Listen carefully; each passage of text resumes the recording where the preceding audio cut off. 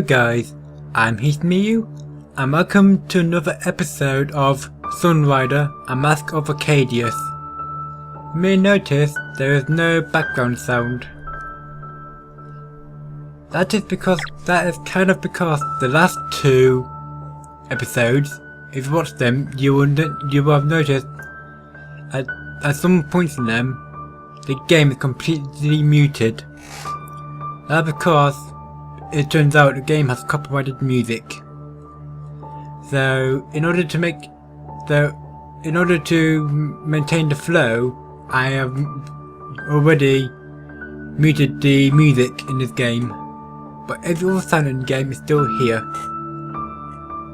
And above my squeaky chair. Now, what voices did I have? Oh yeah, the hypest one. A saga. Oh, did you need me for something, Captain? No, which one? It feels odd. It feels odd without the background music. But as I said, I can't add it. Not without having to re-upload the video 2 or 3 times to remove all the copyrights. How did you meet Shigawa? Me and Shigawa go back pretty far. I think we met about 5 years ago, back when she was just a girl. Well, I think she was a refugee from a planet that was destroyed in a natural disaster. Wait. Let's have a look. Oh, they've done this. I need to get to that again. You're lucky she was there to save you. Hey, like I said, I was going to beat him in the end. And ever since then, we've been comrades in arms. It feels like she skipped a few chapters of that story. Still, a refugee from a doomed world. Maybe I should ask Shigawa more about this.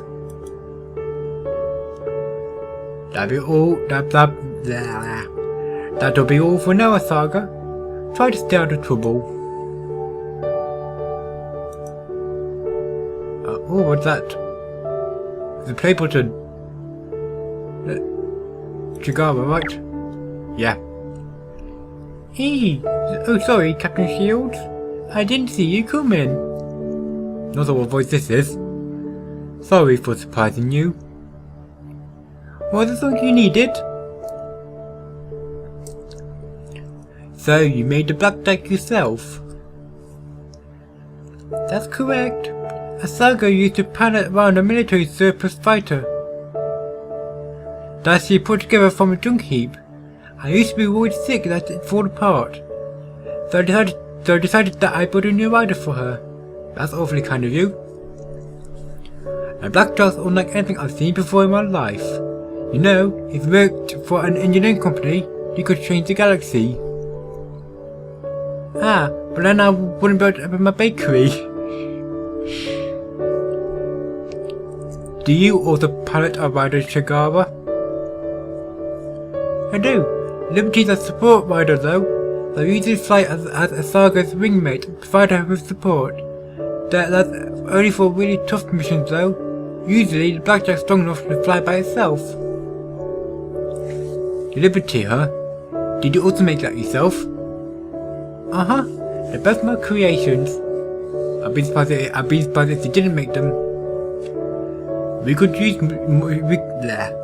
sure use more riders. I don't suppose we could bring the Liberty on board. About that. Did you crash it?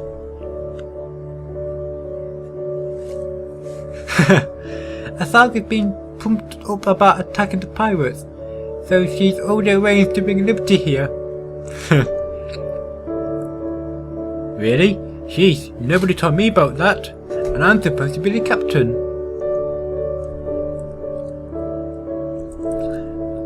I heard from Asaga you were a refugee. That's right. I used to be a refugee from the planet Diode. Diode or Diode? Oh, get the voice. Diode. I remember hearing about the Diode catastrophe about 6 years ago. Wrong voice.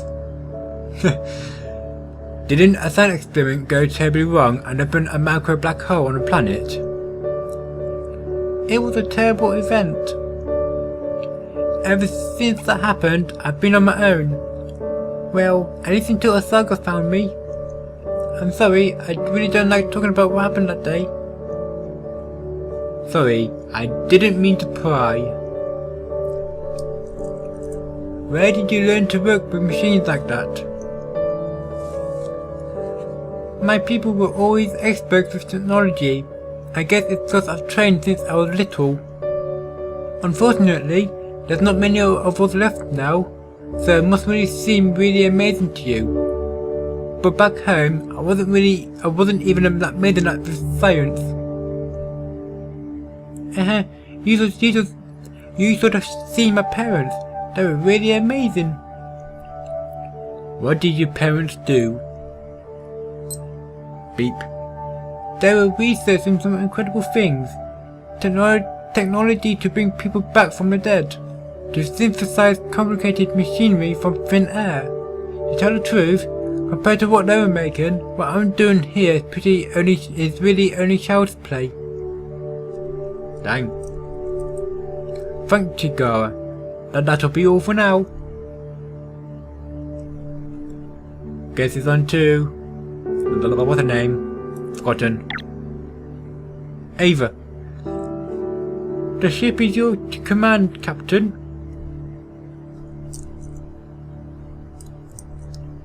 What's the ship's status? The repairs are already complete. We're ready to set sail as soon as you give the command. What do you think our next move should be?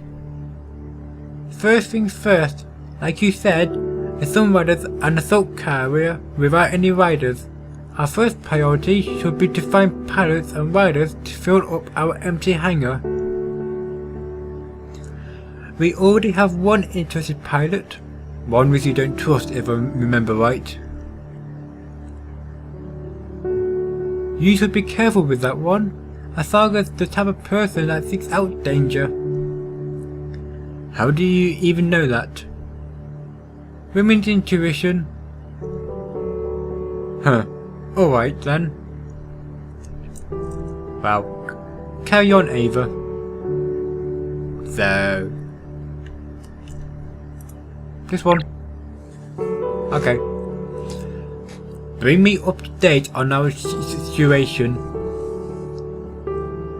Cassetti's pirates are operating from an asteroid base near Tidaria's moon. Even with the help of a new pilot, plural? I thought it was only... Dang, I forgot her name already. The one left. The attack will not be easy.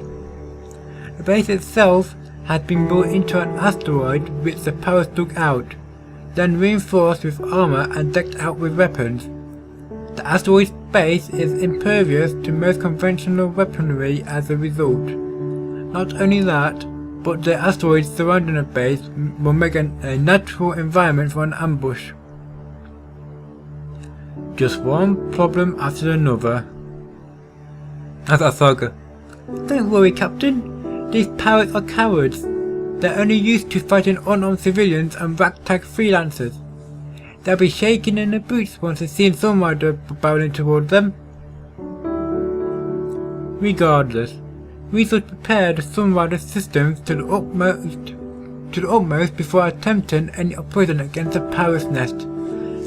This is where our new guest comes in.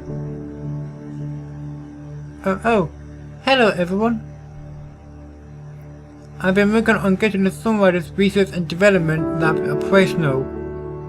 I say that we're just about ready to open our doors. From now on, you'll be able to allocate funding to research new technologies. Captain, just speak with me in the lab and I can get started. Sounds good. But where are we going to get the money for that? Missions. There's a lot of people out there in the galaxy who need a helping hand. If we sort their problems out, usually through judicious application of our main canon, then we can be paid in return. So, we'll essentially be freelancing ourselves, huh? Alright. I've already prepared a potential mission for you, Captain. There's a packed communication spire near us, which has been coordinating nearly 35% of the military efforts in the neutral rim.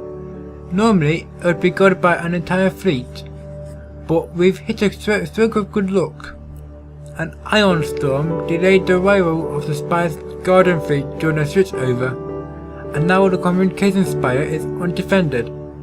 If we were to warp in and destroy it, we could throw a wrench into all of Pact's war efforts in the neutral rim. And not only that, leaders of at least 3 neutral worlds will pay us handsomely. Dang. Hang on, Captain. I have something else for you to do. There's been a band of particularly nasty folks who've been kidnapping girls from Pandaria and selling them into the slave trade. More of Cassetti's goons? Nah, these guys are something else. At least Cassetti sticks to just killing and smuggling weapons. Human traffickers, Captain. Out here, the laws protecting human dignity don't amount to much. I just got a tip from a friend in the Tydarian government that the raiding party's been spotted in the astral expanse. If we get there in time, we might still be able to catch them and put an end to the operation for good. Captain, as much as trafficking of innocent girls aches our collective conscience, we have a war to win against Pact. That communication spire is clearly more important than getting rid of some low-life perverts. But they're kidnapping innocents and selling them into the slave trade. Come on, Captain, we can't just forget about them.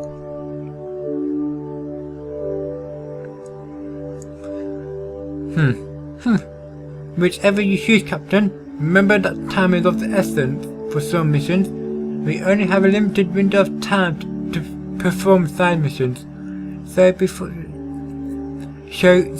sure to choose wisely which mission to undertake. It is also in your discretion to ignore side missions and focus on our main objectives as well.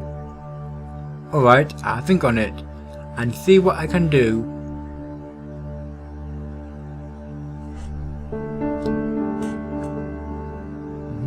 What wasn't ground deck? Ah, and deck 2? Nothing.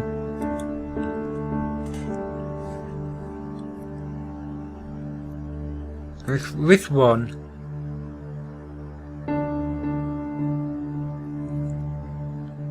I'll do this one so that I can start the money thing.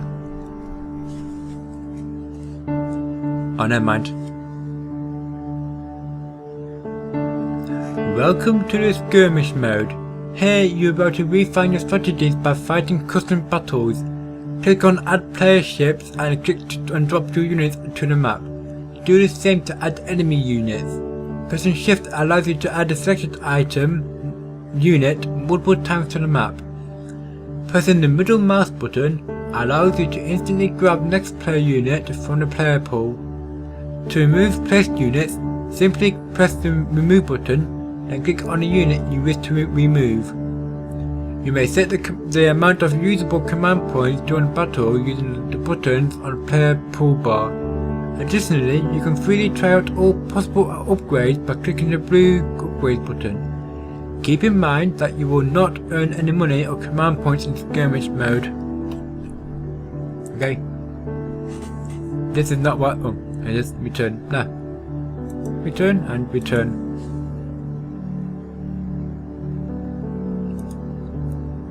Let's try Ava.